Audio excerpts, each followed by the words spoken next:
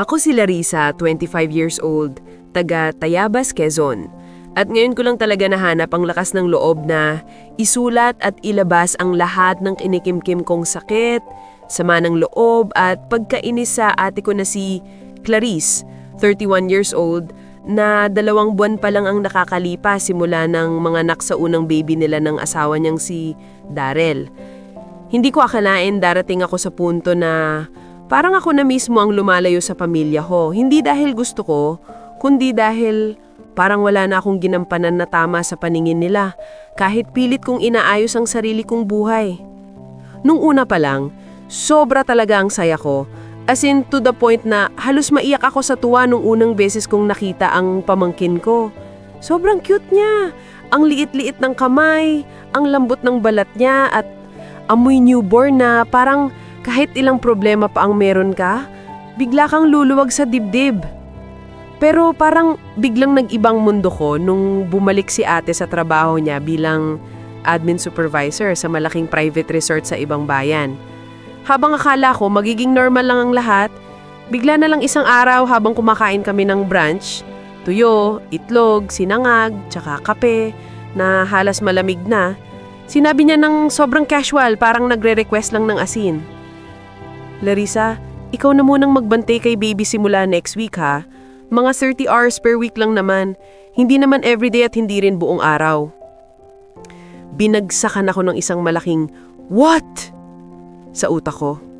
Hindi ko alam kung matatawa ako kasi parang hindi niya naisip yung trabaho ko o maiinis ako kasi parang feeling niya wala akong sariling buhay o maiiyak ako kasi bakit ganun? Bakit sobrang dali para sa kanya ibigay sa akin ang responsibilidad na hindi ko naman ginusto? May full-time job ako sa printing shop. Nag-ayos ng layouts, printing jobs, tarpaulin adjustments. Hindi siya online job na pwede kong gawin anytime or anywhere. Hindi rin ako pwedeng mag-absent basta-basta kasi kami lang 3 sa department namin.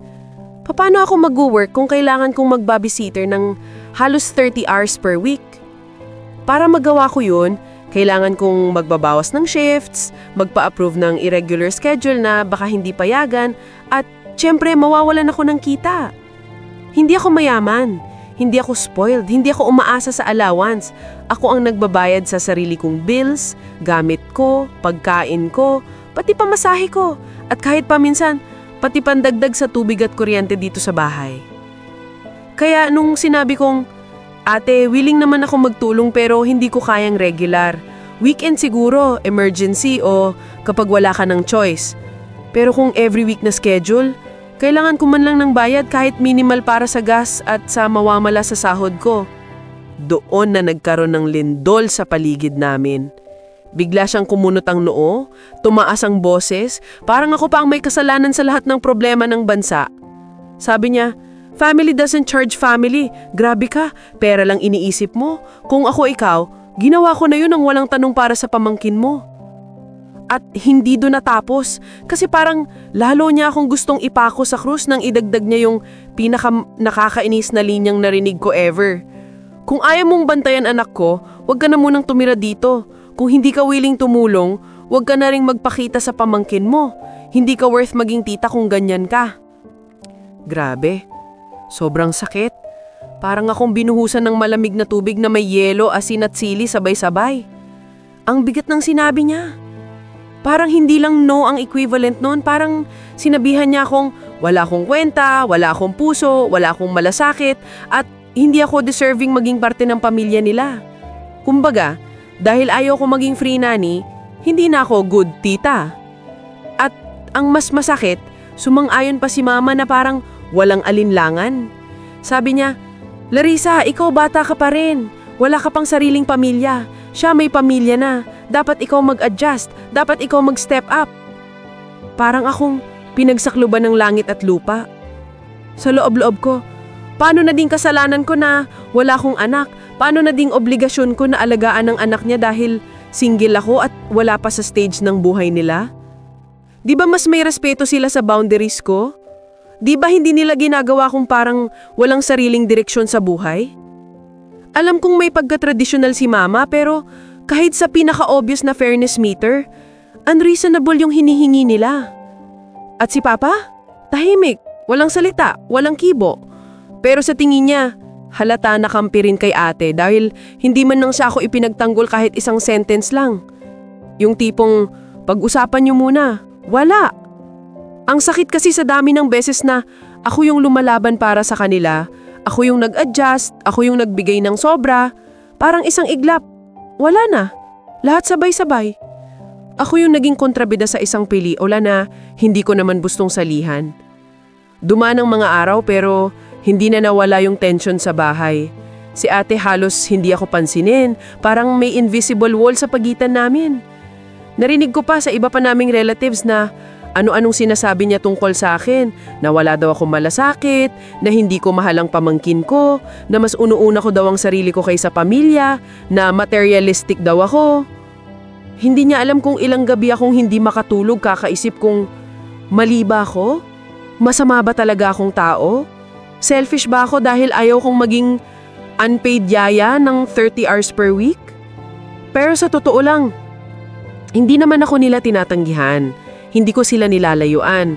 Gusto ko lang maging fair. Gusto ko lang ng recognition na may sarili akong pangarap, may sarili akong trabaho, may sarili akong pinaghuhugutan ng pagod at hirap.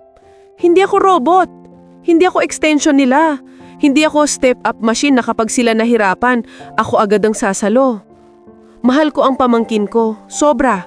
Pero iba ang kamamahal sa responsibilidad na hindi mo pinili at hindi mo kayang gampanan ng hindi ka nasasaktan o na-offend.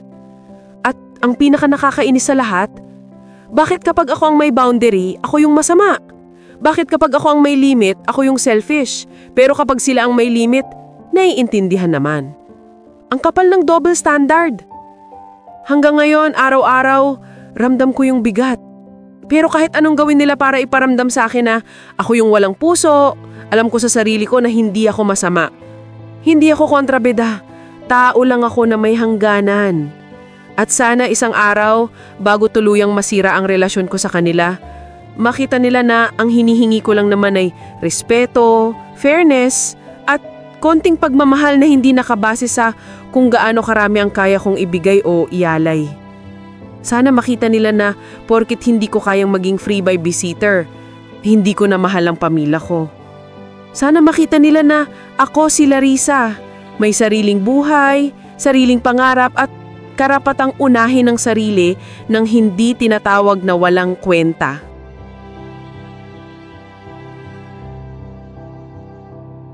Larissa, eto ha, hindi ka selfish, hindi ka masama, at hindi ka kontrabida sa kwento nila. Ang totoo, ikaw lang yung naglalagay ng boundary na matagal nang dapat ibinibigay ng pamilya mo. Hindi dahil kapatid ka o single ka, ay automatic na ikaw ang magiging default babysitter ng buong household. Tama ka, tulong ang hinihingi mo, hindi trabaho. At yung 30 hours a week? Hindi na yun favor, girl. Trabaho na yon. At hindi ka masamang tao dahil gusto mong bayaran ka sa trabaho mo. Ang tawag doon, fairness, hindi pagiging pera-pera.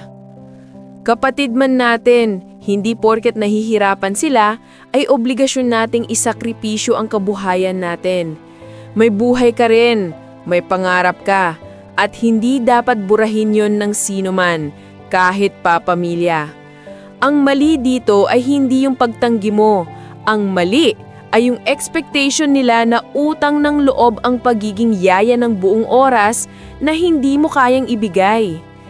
Clarice is going through a lot as a new mom, yes. Pero hindi excuse ang pagod para kontrolin ka, i-guilt trip ka, o sabihan kang hindi worthy maging tita. That's emotional manipulation, at masakit mang aminin, nanggaling pa sa sarili mong kapatid. At yung parents mo? Hindi lahat ng pagsi-step up ay tama. Minsan, kailangan din nilang matutunang irespeto na may sarili kang buhay na hindi umiikot sa kanila. Ang pinaka-importante ngayon, Larissa, ay ito. Stand your ground calmly but firmly. Hindi mo kailangang mag-away. Hindi mo kailangang sumigaw. Sabihin mo lang ang totoo. Nagpapakita ako ng malasakit pero hindi ko kayang hinihingi nyo. May trabaho ako, may responsibilidad ako sa sarili kong buhay. Yung taong totoong nagmamahal ay hindi pipilitin kang i-give up ang sarili mo para lang magmukhang mabait ka sa kanila.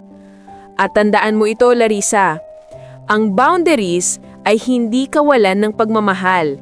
Ito ang paraan ng pagbibigay proteksyon sa sarili mo. Kung mahal ka nila, matutunan nilang respetuhin yon, kahit gaano kakatagal. And if they don't, hindi ka ang lumayo, sila ang tumulak. You're not wrong, Larissa. You're just finally choosing yourself. And that's not selfish. That's survival. Maraming salamat sa pakikinig ng kwento ngayon. Kung may reaksyon or suggestion kayo ay pwede niyong i-comment sa ibaba at promise na babasahin namin yan.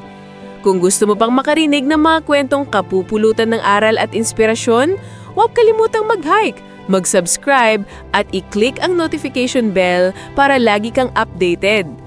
Kung may kwento naman kayo na gusto niyong ibahagi at mapakinggan dito sa page, mag-email lang sa mangalihimnakwento@gmail.com.